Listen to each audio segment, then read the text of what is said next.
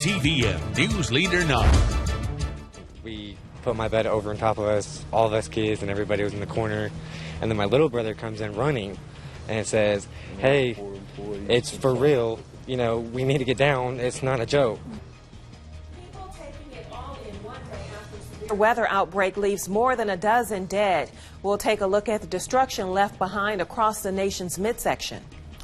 And we are watching that severe weather edge a little closer to our neck of the woods. Tornado watch is in effect to our north and west. We'll talk about the timing and the nature of the threat around here coming up for you later in the show. Good evening and welcome to coverage you can count on at 5:30. I'm Cheryl Renee. Thanks so much for joining us this evening.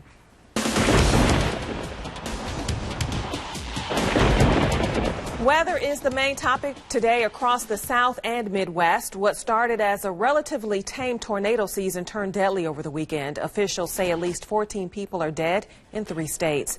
Now, emergency crews are out in full force searching for possible survivors in the storm's aftermath. Sunlen Sarfati has the latest from Arkansas in tonight's top story. It was by far the biggest one I've ever seen. Communities in parts of the Central Plains and the South are reeling from massive storms. Fierce funnel clouds swept through late Sunday. They took out power lines, broke gas pipes, and snapped trees like twigs. Piles of rubble mark the spots where buildings and homes once stood.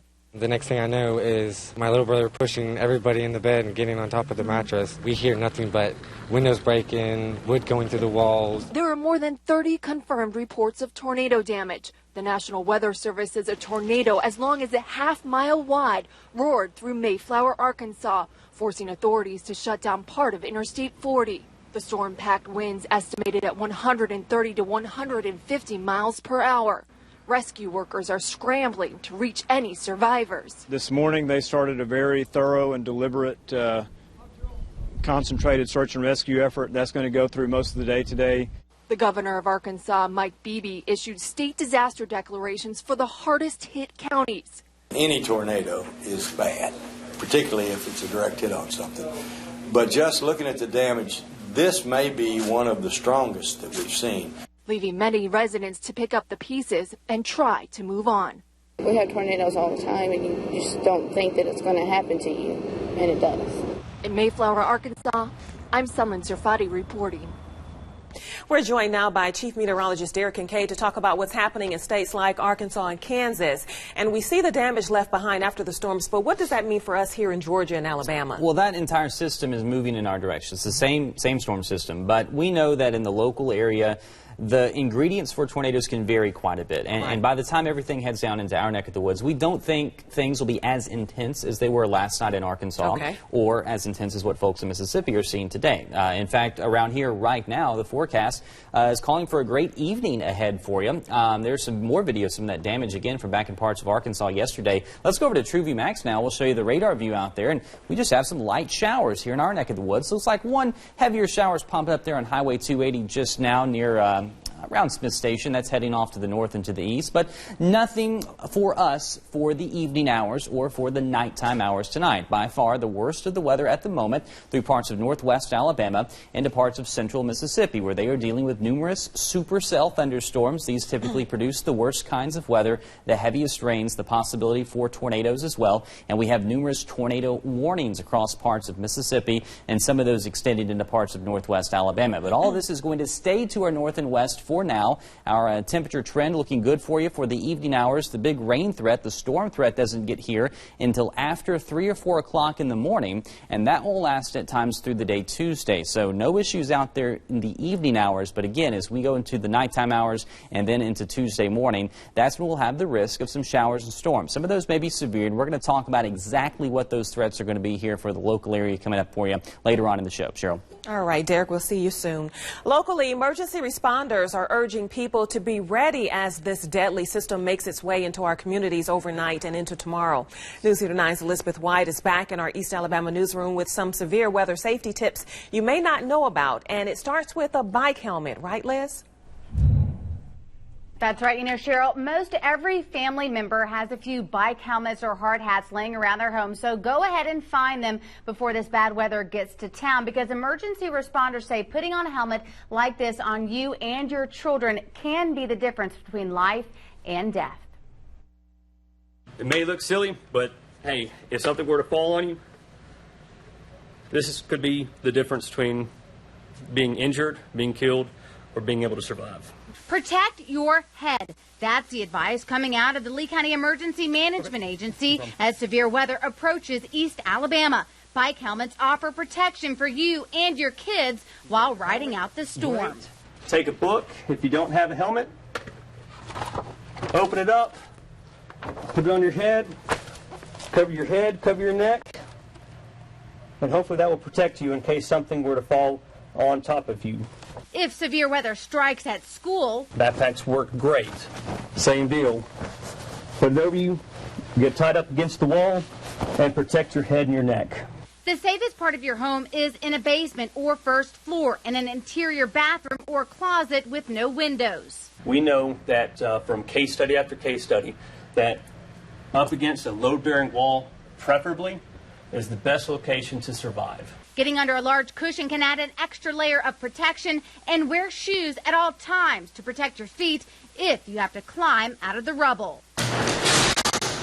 Finally, close your garage door and all other doors and windows. Studies have shown that a lot of times the wind makes entry into that carport with an open garage door and then begins to lift the roof off the house. So it has shown to be important to go ahead and close that garage door. Go ahead and locate your safe area well in advance of the watches in the mornings.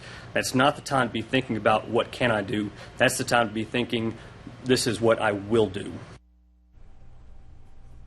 And Carson says parents can also use car seats for extra protection. Take them out of the car, obviously, and bring them into your home, into your safe spot, and strap your kids inside. Of course, do not leave your children unattended in their car seats. If you do live in a mobile home, it may be a good idea to go ahead and make plans to stay with family or friends. And remember, Auburn University's Draughton Library and Green Hall are always open as emergency shelters if you need them. Finally, make sure you have a weather radio or, of course, our WTVM weather app for warnings about severe weather. And, of course, stay safe. Reporting in East Alabama, Elizabeth White, WTVM News Leader 9. All right, welcome back, Elizabeth. Great to see you. Turning now to other news across Georgia and Alabama. Guilty pleas today in the first wave of court hearings for suspects involved in a multi-state dogfighting case. 4 people were due in federal court today in Montgomery. The defendants all filing papers saying they want to plead guilty. Tomorrow and Wednesday, more suspects are expected to follow suit. Federal officials filed charges against 14 people last year from Alabama, Georgia, Mississippi, and Texas. They were accused of supplying more than 400 pit bulls for dogfights in East Alabama. Georgia Governor Nathan Deal signed a $42.4 billion state operating budget today. It's for the 2015 fiscal budget, which all of it is to allow the state to increase public education spending. It will also increase spending on assistance programs for low-income individuals. $35 million goes to the expansion of the Savannah port and $14 million to improve the state's emergency response system after the January storms left thousands stranded on highways in the Atlanta area. The budget also includes $17 million for a parking deck next to the new Falcons Stadium. The governor also signed a new law on the books in honor of the sacrifice of our nation's soldiers. Governor Deal signed Senate Bill 276 into law Saturday. It declares August 7th as Purple Heart Day in Georgia. The governor also recognized 4 Georgia soldiers at the ceremony in College Park. Each received Purple Hearts for their service in Afghanistan.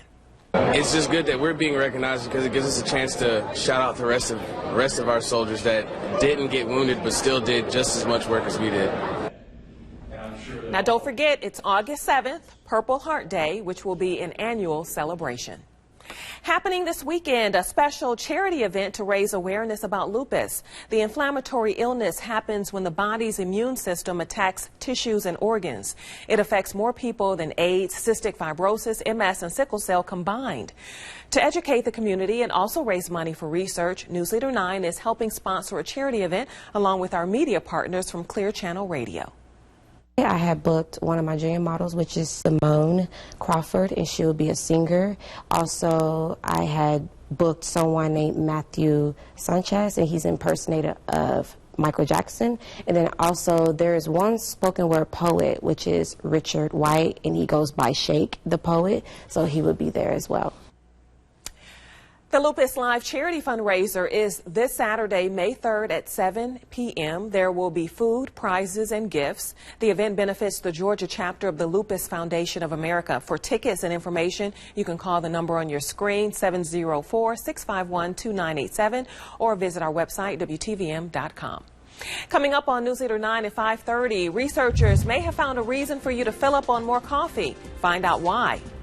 And college students come up with a new innovation that could help newborns suffering from jaundice.